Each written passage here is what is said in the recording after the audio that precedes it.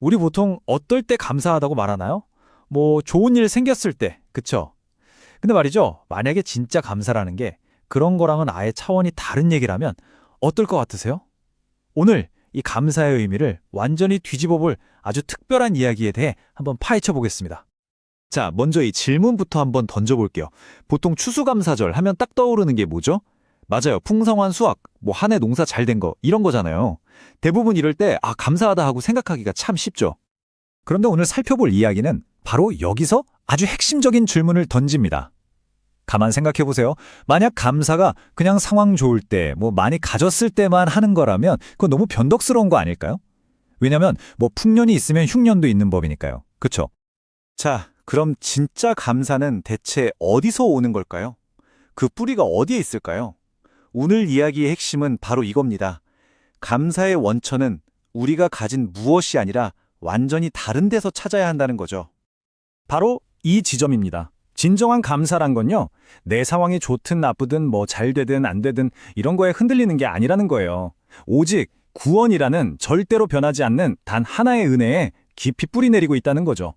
이게 바로 어떤 상황에서도 흔들리지 않는 감사의 진짜 핵심인 겁니다. 와, 이 깊은 의미를 정말 온몸으로 보여주는 사람이 한 명 있어요. 바로 삭개오라는 인물입니다. 이 사람은요, 세상 모든 걸 다 가진 것처럼 보였는데 사실 가장 중요한 것, 바로 감사가 전혀 없던 사람이었어요. 자, 그의 직업은 세리장이었습니다. 당시 사회에서 세리장이라는 자리는 아시겠지만 로마 편에 서서 자기 민족의 돈을 쥐어짜는, 뭐랄까, 모두에게 손가락질 받고 철저하게 외면당하는 그런 자리였죠. 맞습니다. 그의 인생 목표는 딱 하나, 오직 돈이었어요. 그래서 겉으로만 보면 와, 정말 남부러울 것 하나 없는 완벽하게 성공한 인생처럼 보였죠. 하지만 말이죠. 그가 쌓아 올린 돈이 산처럼 높아질수록 그의 마음속에는 그만큼, 아니 그보다 더 깊은 열등감과 외로움이 자라고 있었어요. 정말 아이러니하게도 돈이 많아질수록 그는 점점 더 혼자가 되어갔던 거죠. 그의 삶은 이 한 문장으로 딱 설명이 돼요. 바로 가져도 가져도 더 갖고 싶고 먹어도 먹어도 늘 배고팠다는 것.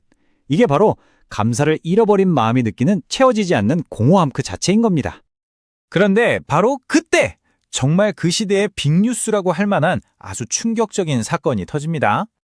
그냥 예수님이 어떤 분인지 얼굴이라도 한번 보려고 뽕나무 위에 올라갔던 삭개오. 그런데 믿을 수 없는 일이 벌어지죠. 그 수많은 사람들 중에서 예수님이 딱 멈춰서서 바로 그의 이름을 부르는 거예요. 삭개오야. 바로 이 한 번의 만남, 이 한마디가 그의 인생을 통째로 정말 한순간에 뒤바꿔 놓습니다. 그의 반응은요, 정말 즉각적이었고 또 엄청나게 파격적이었습니다. 평생 돈밖에 모르던 그가 제 재산의 절반을 떼어 가난한 사람들에게 주겠습니다. 그리고 제가 남의 것을 속여서 빼앗은 게 있다면 4배로 갚겠습니다. 라고 선포한 거죠. 이건 뭐 평생을 지배해온 가치관이 180도 완전히 뒤집히는 순간이었던 겁니다. 아니, 대체 뭐가 그를 이렇게까지 극적으로 바꿔놓은 걸까요? 그건 그냥 뭐 감동받아서 한순간의 감정 변화 이런 게 아니었어요. 그 중심에는 이 3가지의 엄청난 깨달음이 있었습니다. 첫째, 하나님은 정말 살아계시는구나. 둘째, 그 하나님이 나 같은 사람을 알고 계시는구나. 그리고 셋째, 심지어 나 같은 죄인까지도 사랑하시는구나. 바로 이 사실이 그의 심정을 관통한 겁니다. 자, 삭개오의 이야기는 감사의 힘이 얼마나 대단한지를 보여주죠.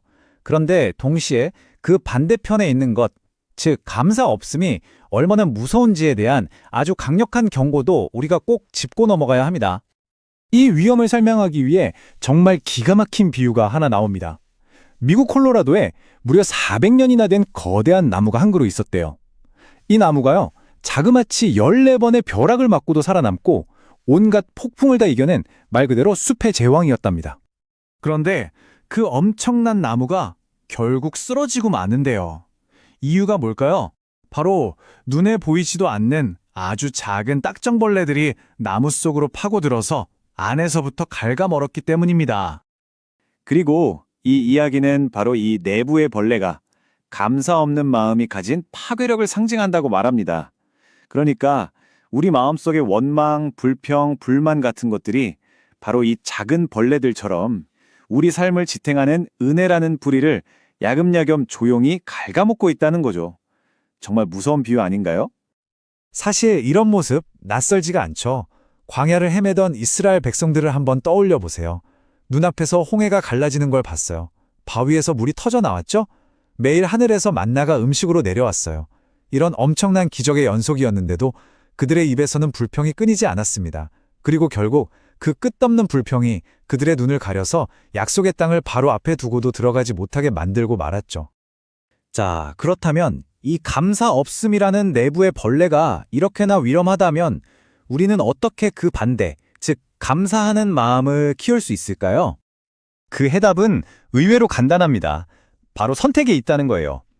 상황이 좋으니까, 받은 게 있으니까 하는 수동적인 감사가 아니라 범사에 감사하라는 이 말씀처럼 어떤 상황에서든 내가 먼저 감사하기로 결단하고 선택하는 겁니다. 능동적으로요. 이게 정말 중요한 포인트인데요. 감사라는 건 무언가를 받았기 때문에 생겨나는 감정이 아니라는 거예요. 오히려 감사의 눈이 번쩍 뜨이는 사건이라는 거죠. 다시 말해서 내가 이미 받은 그 구원의 은혜가 얼마나 엄청난 것인지를 제대로 보게 되는 것. 그게 진짜 감사라는 뜻입니다. 그래서 감사를 뭐라고 비유하냐면요. 우리 영혼을 위한 심폐소생술이라고까지 합니다.